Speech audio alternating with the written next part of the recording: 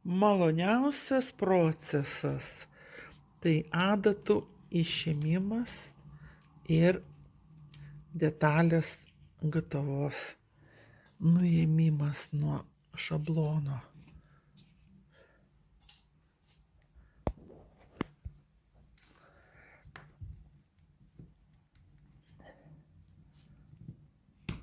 Ir štai rankovė viena jau padaryta. Iš blogosios pusės jinai atrodo trupučiuką, sakyčiau, šiaip savo. Bet kai apverti gerąją pusę, tada ir pasimato visas grožis va šitų reljefinių linijų. Štai tokia rankovytė. Dabar reikės ją prie megztinio pridėti ir surinkti vėlgi, kad jokios siūlės neliktų. Va taip vat iš, tą vidinę siūlę rankovės vadinama. Taip va. Štai bus tokia rankovytė. O pridėjus prie megztinio maždaug atrodytų šitaip. Nu va, panašiai kažkaip tai taip. Labai gavosi man sutaikyti spalvas. Balta prasideda ir čia, kur perėjimas eina į šviesiai žalią ir rankovė taip pat, ir kur perėjimas eina į tamsiai žalią, kaip tik rankovės galas. Taip ir buvo užmanyta. Noriu pasidalinti klaidelę, kuri įvyko su mano kardiganu. Aš jį surinkau, kadangi aš čia ne savo mezgiau, išmera ne mano, tai aš jo pasimatuoti negalėjau. Radau draugę, jinai, reiškia, pasimatavo ir pasakė, kad rankovė yra tokia į siaurąją pusę ir nėra smagi. Tuomet aš, reiškia, nusprendžiau tą rankovę praplatinti ir dabar noriu parodyti, kaip, pavyzdžiui, padarius tokį gaminį galima būtų jį ištaisyti. Reiškia, siaurumas rankovės čia grinai nuo alkūnės iki pažasties gaunasi. Reiškia, aš šitą siūlę išardžiau, kuri buvo surinkta ir buvo taip.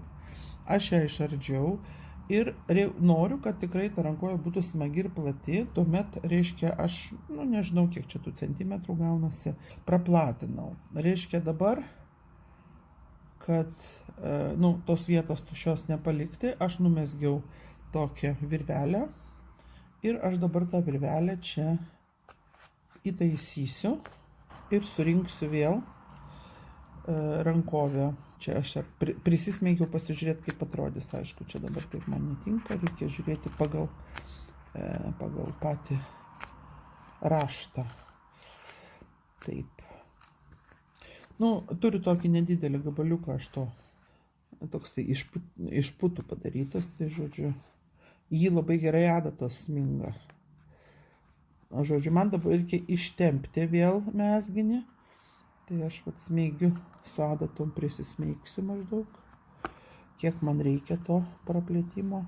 Darau laisvesnį, nes ten buvo taip jau labai jau taip užtempta, tai nenoriu, kad būtų labai jau ankštas vėl, padarysiu laisvesnį. Tai jau taip, palieku daugiau vietos, nes laisva rankovė, jinai tik daugiau smagumo duos. Va, dabar, žodžiu, čia vat rankovės yra, čia šitoj vietoj rankovė jau bus prisisiūs prie megztinio. Megztinį taip pat reikėjo praardyti, bet trupučiuką, nedaug. Kadangi tai yra nėrinys, kaip jisai bebūtų, jis buvo va šitaip susiūtas, va taip buvo susiūtas. Va, bet nesmė, jisai tempėsi ir aš dabar maždaug va šitiek maždaug praardžiau, čia susiūsiu, čia biškai per daug prasardė, bet nesvarbu.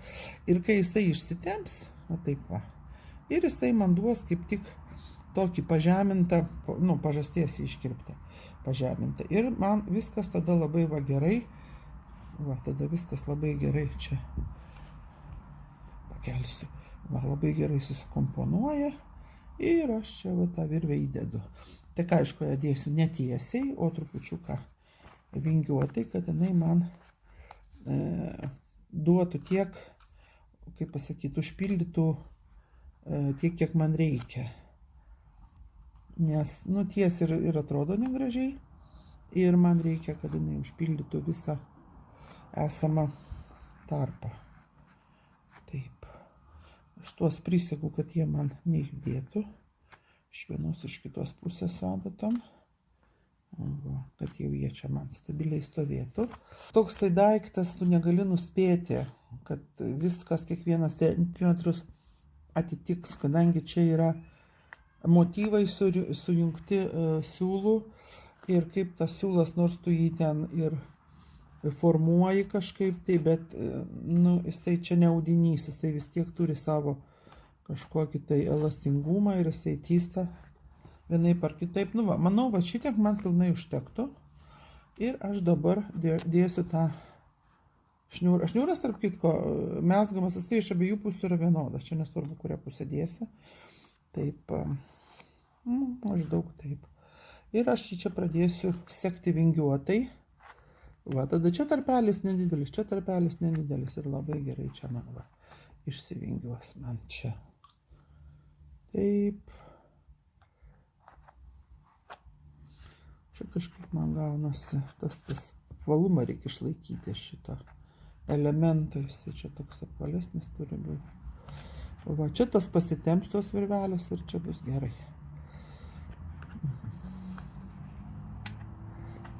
Taip.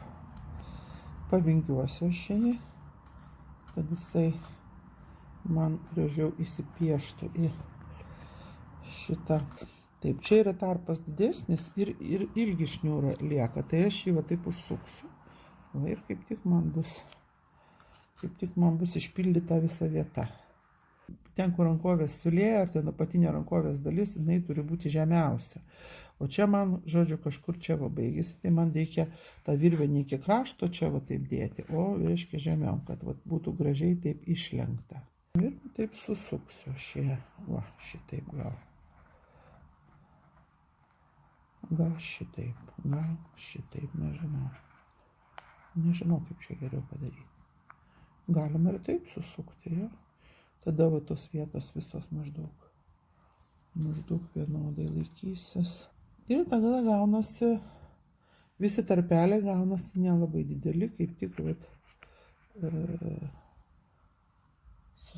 su siūlu, reiškia, kai pradėsim rinkti, tai nebus labai ilgų šitų dygsnių. Kažkaip tai taip.